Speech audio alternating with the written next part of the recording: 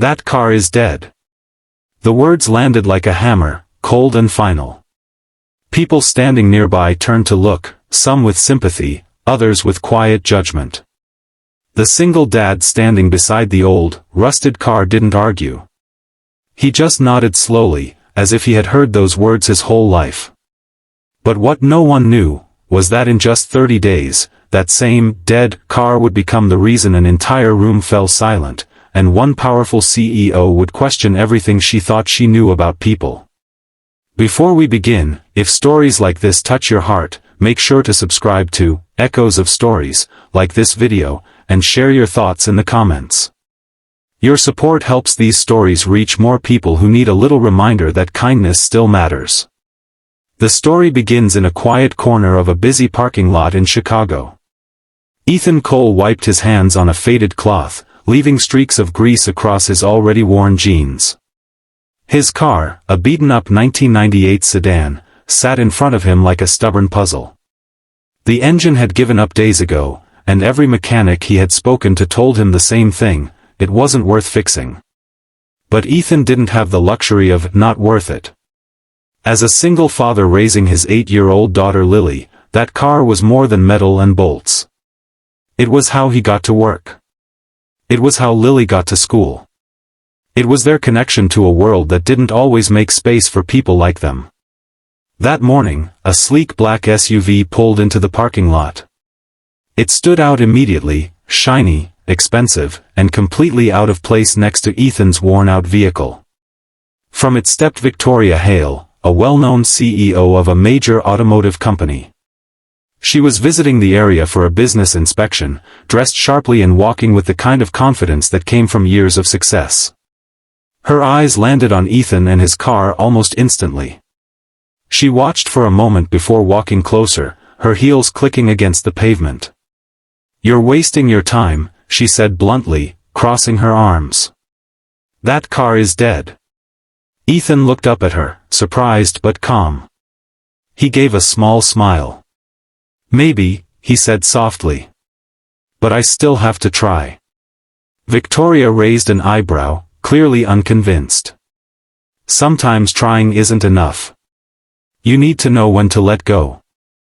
Ethan nodded again, not offended. "I get that. But sometimes letting go isn't an option." For a brief moment, something flickered in Victoria's expression, something softer, but it disappeared just as quickly. "Well," she said, turning away, "good luck with that." And just like that, she was gone.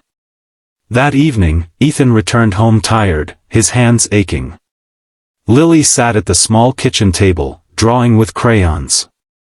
"Did you fix the car, Daddy?" she asked, her eyes full of hope. He paused, then smiled gently. "Not yet. But I'm getting closer." She nodded, completely believing him. "I know you will. You always do." That simple faith hit Ethan harder than any harsh words ever could. Over the next few days, Ethan worked non-stop. After his shifts at the warehouse, he spent hours studying repair manuals, watching old videos, and experimenting under the hood. Neighbors noticed. Some shook their heads. Others offered small words of encouragement. But no one truly believed it would work. Except Lily. On the 10th day, a small breakthrough came. Ethan managed to get the engine to turn over for a few seconds. It wasn't much, but it was enough to keep him going.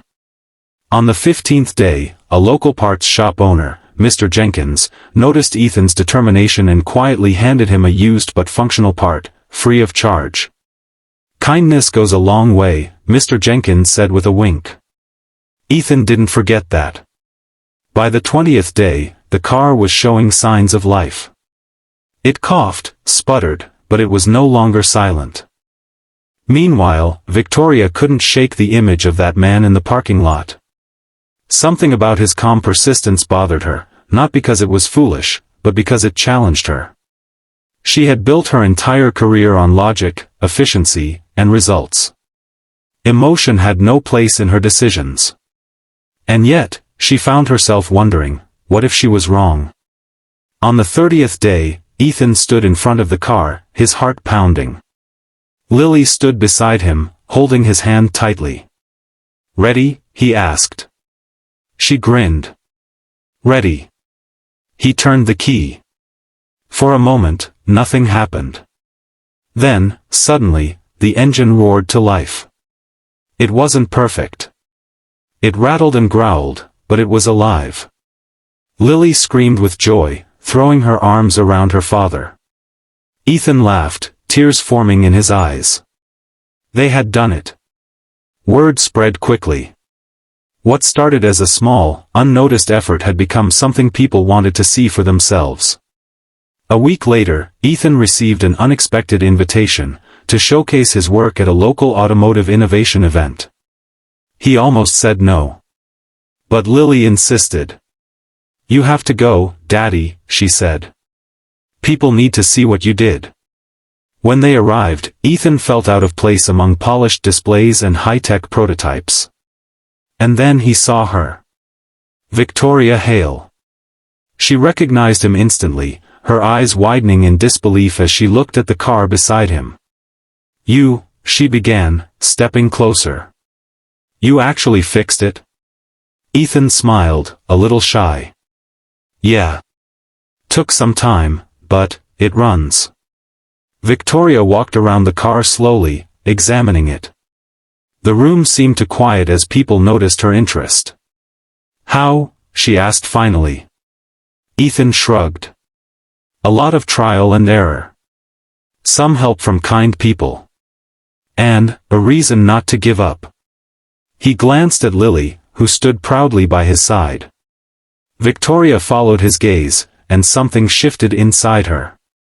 For the first time in a long time, she saw beyond numbers and results. She saw effort. She saw love.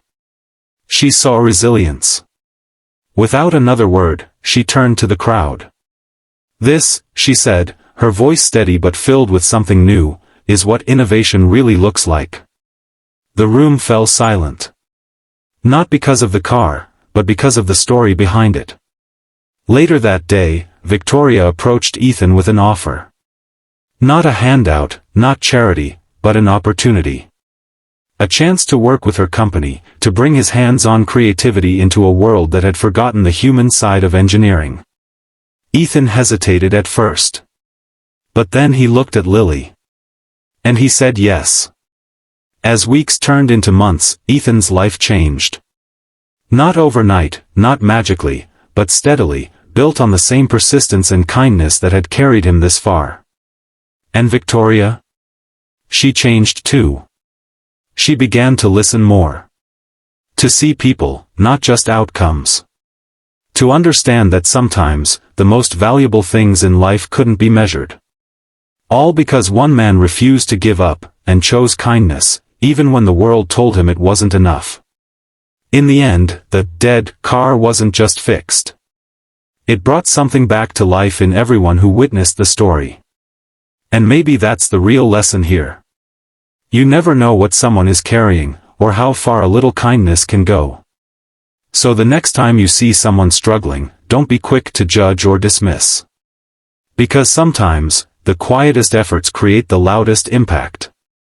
And sometimes, all it takes to change a life, is simply choosing to care.